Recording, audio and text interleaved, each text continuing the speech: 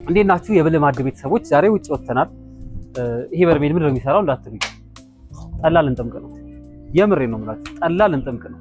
የሚገርም የረዲን ጠላ ቼክ እናደርገዋለን። እንዴት እንደምንጠምቅ እያንዳንዱን ስቴፕ በደንብ እናያለን። እንግዲህ ዛሬ ያላችሁ ረጅም ቀን ይወስዳል አይደል? ጠላ ታውቁታላችሁ፣ 7-8 ቀን ይወስዳል። ስለዚህ 8 ቀን ሙሉ ያለውን ፕሮሰስ ዲቴል ታዩታላችሁ። ጠላን እንደፈለጋችሁ መጥመቅ ትችላላችሁ ከዚህ በኋላ።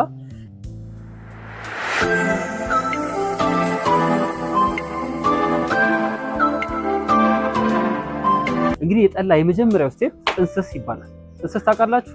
ጌሾና ውሃ በማድረግ ይጠነሰሳል መጀመሪያ። ከመጠንሰሱ በፊት ግን ይሄኛው በግራዋ በደንብ ይታጠባል። ጠላ ውስጥ ምንም አይነት ሳሙና መግባት የለበትም። በግራዋ በደንብ ይታጠባል። ከዛ በኋላ ይታጠናል። በነገራችን ላይ ይሄ ብቻ አይደለም የሚታጠነው። ከዚህ በኋላ ያሉት ስቴፖች እንዳለ ጠላው በሚቀመጥበት ቦታ ሁሉ እያንዳንዱ ዕቃ ይታጠናል። ይሄ እንዴት ነው የምናጥነው?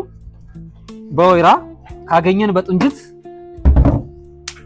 እንዲህ እናጥነዋለን። እንዲህ ካጠንም በኋላ እንደምታዩት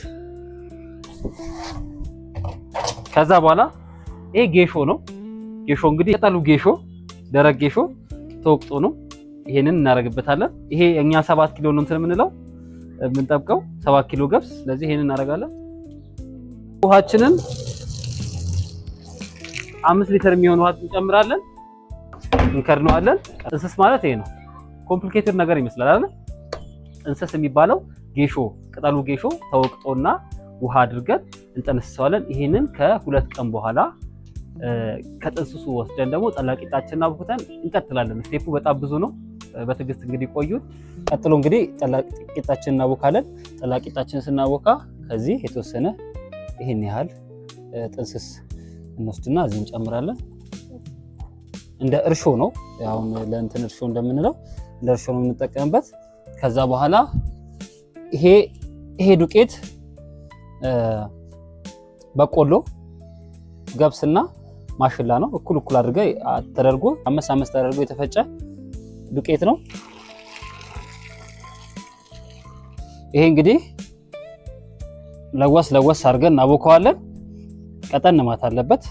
አሁን የምናቦካው ጠዋት ነው፣ ለከሰዓት ነው የምንጋግረው። አሁን እንደዚህ ይሄንን በዚህ በምታዩት መልኩ ለጠላ ቂጣ የሚሆን ቡኬት ይቦካል። ማታ ላይ ይጋገርና ቀዝቀዝ ሲል በጣቱ ይገባል። እሱን ፕሮሰስ ደግሞ እናየዋለን።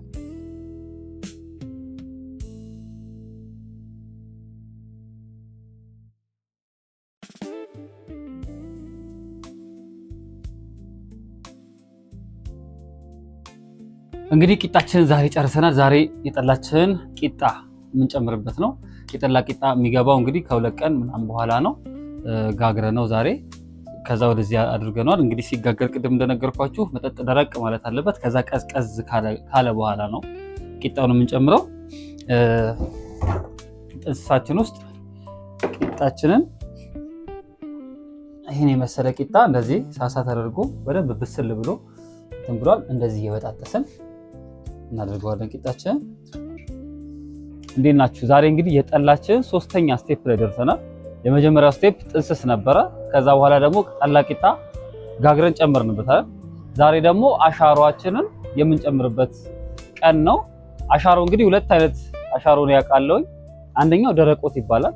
ደረቆት ማለት ገብሱ ተለቅሞ ጽዳቱን ጠብቆ ይዘፈዘፋል።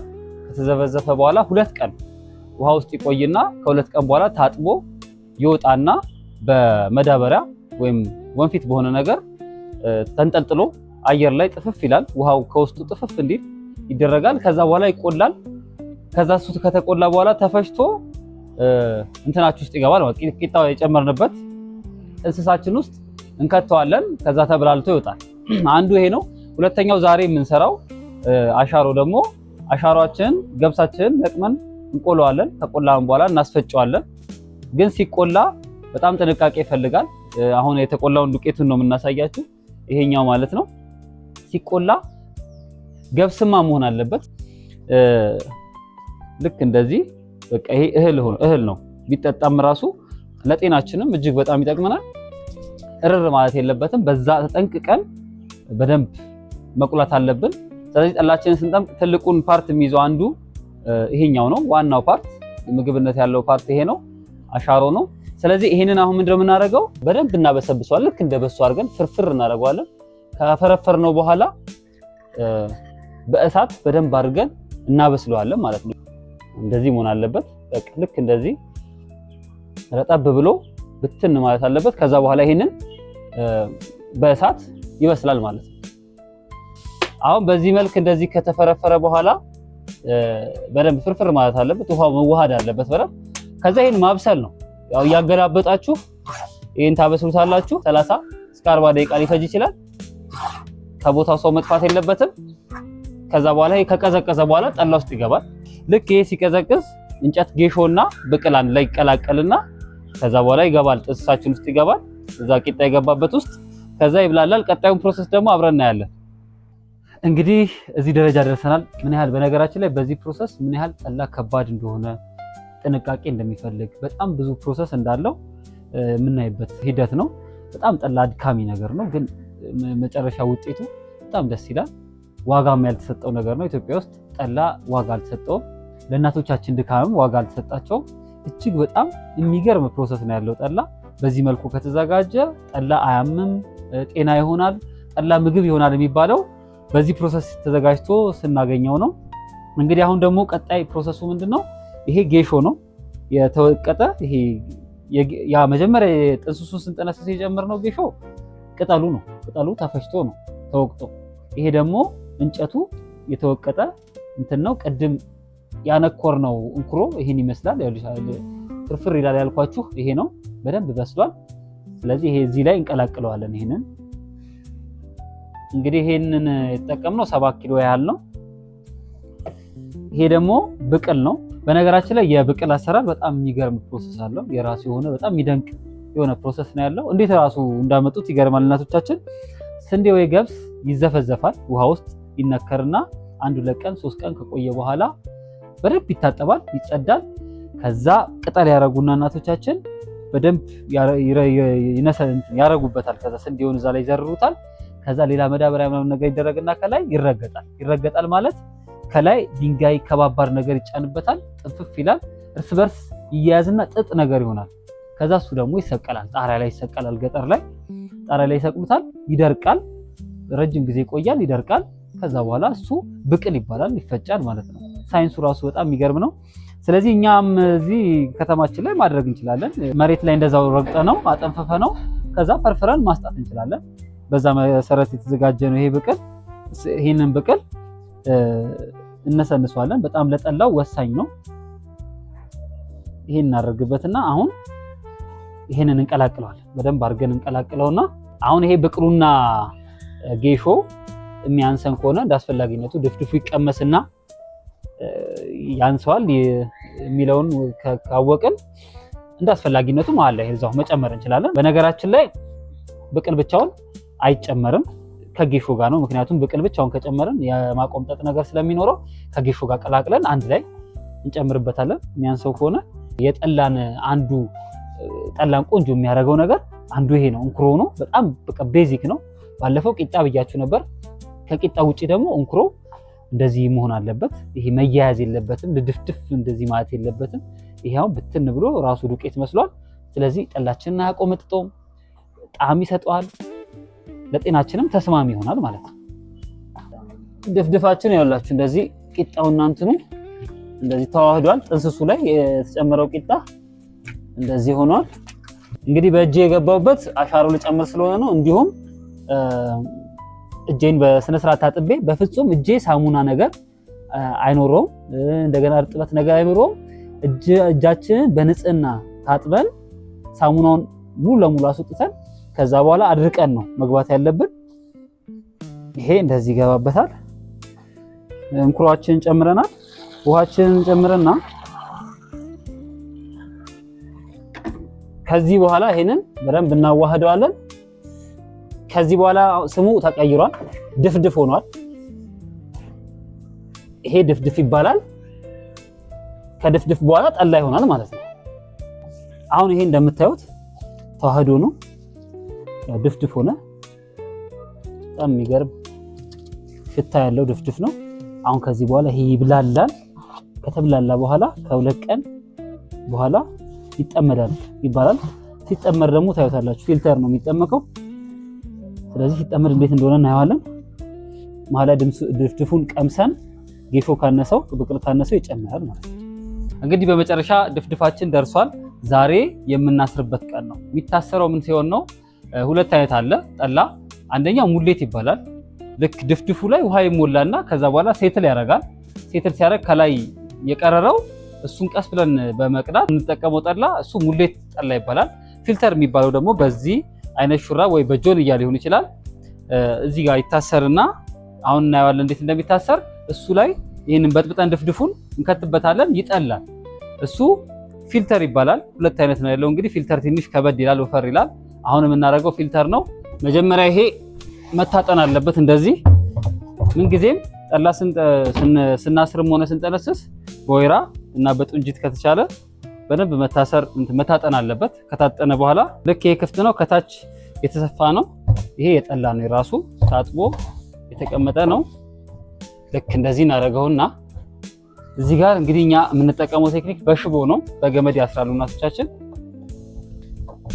እንዲህ እናስረዋለን በሽቦ። ጥብቅ አድርገን ማሰር አለብን፣ ምክንያቱም እዚህ ጋር ሎድ ስለሚበዛበት በደንብ መታሰር አለበት። ይሄ ጠንከር ማለቱን ቼክ ማድረግ አለብን፣ ምክንያቱም እንትኑ ብጥብጡ ስናፈስበት በደንብ መያዝ መቻል አለበት። ከዛ በኋላ እስኪ ድፍድፋችን ነው እንግዲህ ስንከፍተው እስኪ ይሄ በጣም በቃ ፈልቷል። ከ2 ቀን በኋላ ነው እንግዲህ እንደዚህ ሆነው። ይሄ እንደምታዩት ተብላልቶ ሙሉ ለሙሉ አስቀምሳችሁ እንደዚህ ሆኗል። ይሄንን አሁን ወደዛ እንገለብጠውና እንበጠብጠዋል።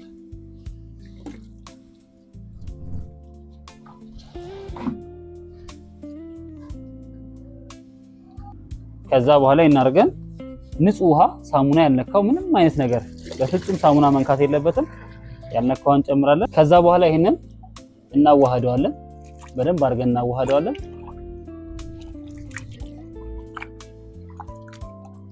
ሙሌት የሚባለው እንግዲህ አሁን ለምሳሌ ይሄኛው እንደዚህ በጥበጣ ነው፣ ቁጭ እናደርገዋለን። ይጠልል ከታች ሶሊድ ፓርቱ ዝቅ ይላል ወደታች።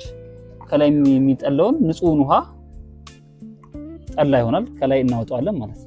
ከዛ በኋላ ይሄን አንስተን እዚህ ውስጥ መገልበጥ ነው። ከዛ ይሄ ፊልተር አድርጎ ወደታች ይወጣልናል። ፊልተር የምንለው እንደዚህ ነው ማለት ነው። መጨረሻ ላይ ውጤቱን አብረን ምን ይሆናል። ይሄው እንደምታዩት ከ1 ቀን በኋላ ከታሰረ ከ1 ቀን በኋላ እንደዚህ ምጥጥ አድርጎታል። ይሄኛው እንግዲህ እንደገና ተበጥብጦ ቅራሪ የሚሆነው ነው። ይሄ እንደገና እንበጠብጠውና ቀጠን ያለ ጠላ እንደማለት ነው። ቅራሪ ይሆናል ይሄኛው።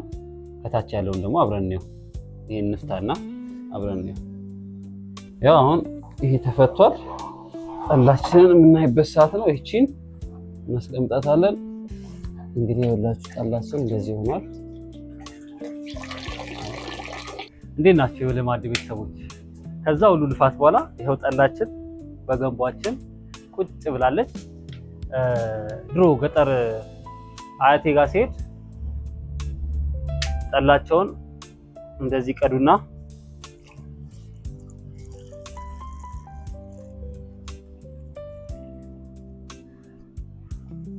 ጌታውን ይሉኛል። ከዛ አቤት ብዬ ሲሄድ የሚያረጉት ነገር ገፋ ያረጉታል። እኔ ያነሳውና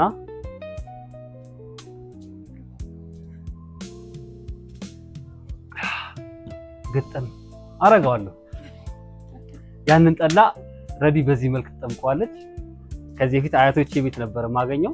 አሁን ረዲ በሚገርም ሁኔታ የሚገርም ጠላ ተጠምቃለች። ይሄ ጠላ ምግብ ነው። በጣም ለሰውነት ይጠቅማል። ህመም የለውም፣ ራስ ምታት የለውም። ምክንያቱም ንጹህ ገብስ ነው። እንግዲህ ማዘዝ ከፈለጋችሁ በ0944 079911 በዚህ ስልክ ደውላችሁ ፈለጋችሁትን ያህል ማዘዝ ትችላላችሁ። እንዲሁም ደግሞ የረዲ ሙሉ አገልግሎቶች ማግኘት የምትፈልጉ ከሆነ ዲስክሪፕሽን ላይ ያስቀምጥላችኋለሁ። እንግዲህ የኔ ሙያ በዚህ መልኩ ተለክቷል። እናንተ ደግሞ የረዲ ሙያ መለካት ትችላላችሁ አዛችሁ። ስለተከታተላችሁኝ እጅግ በጣም አመሰግናለሁ። ደህና ሁኑ።